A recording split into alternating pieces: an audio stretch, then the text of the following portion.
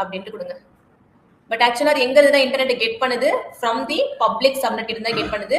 அது நீங்க எதுல அட்டாச் பண்ணி கொடுப்பீங்க அப்படின்னா ரவுட் டேபிள்ல தான். ஓகே, இங்கேயும் நீங்க என்ன பண்ணுவீங்க? பிரைவேட் ரவுட் டேபிள ஒன்னு கிரியேட் பண்ணுவீங்க. பிவிடி ஆர்டி அப்படின்னா பிரைவேட் ரவுட் டேபிள். அதுல NAT கேட்வே போட்டு அட்டாச் பண்ணி பிரைவேட் சப்நெட்க்கு கொடுத்துருவீங்க. ஓகே, இதுல என்னென்ன செக்யூரிட்டி குரூப்ஸ்லாம் வந்து நம்ம அலோவ் பண்ணுவோம் அப்படின்னா here I am allowing SSH because நான் லினக்ஸ் தான் பண்ண போறேன்.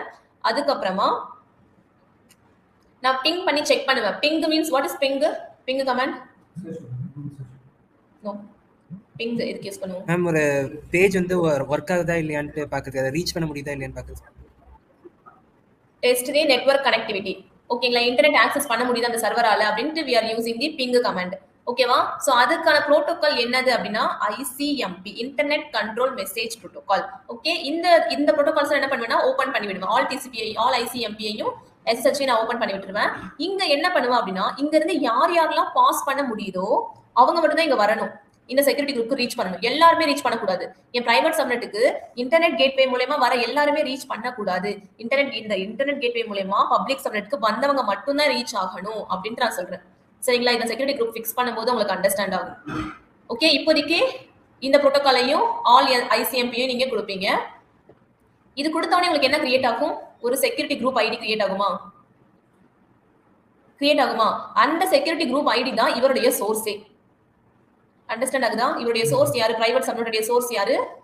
பப்ளிக் உடைய செக்யூரிட்டி குரூப் ஐடி தான் வந்துட்டு இவருடைய சோர்ஸ். இவருடைய சோர்ஸ் வந்துட்டு ஓபன் தான். யார் வேணா இன்டர்நெட்ல வரவங்க எல்லாம் வந்துக்கலாம். ஓகே, 0.0.0/0 கொடுத்துக்கலாம். ஆனா இவருக்கு சோர்ஸ் யாரு? பப்ளிக்ல இருந்து வரவங்களை மட்டும் தான் நான் சோர்ஸா எடுத்துப்பேன். அன்னோன் பர்சன் எல்லாம் நான் சோர்ஸா எடுத்துக்க மாட்டேன். எல்லாரும் மேல எடுத்துக்க முடியாது அப்படின்னு சொல்லிட்டு பிளாக் பண்ணிடுவாரு. ஓகே, இப்போ நம்ம டெமோ பண்ணலாமா? இது NAT-னா வந்துட்டு நெட்வொர்க் அட்ரஸ் டிரான்ஸ்லேஷன். NAT கேட்வேனா என்னன்னு கேட்பாங்க. What is the purpose of NAT gateway அப்படின்ட்டு. NAT gateway is used to getting the internet from the public subnet to the private subnet without the private subnet is directly exposing to the internet to masking your private IP address அப்படின்ட்டு explain பண்ணும். நீ what is NAT gateway போடுங்க, உங்களுக்கு you will get some explanation, but concept இதுதான். Network address translation.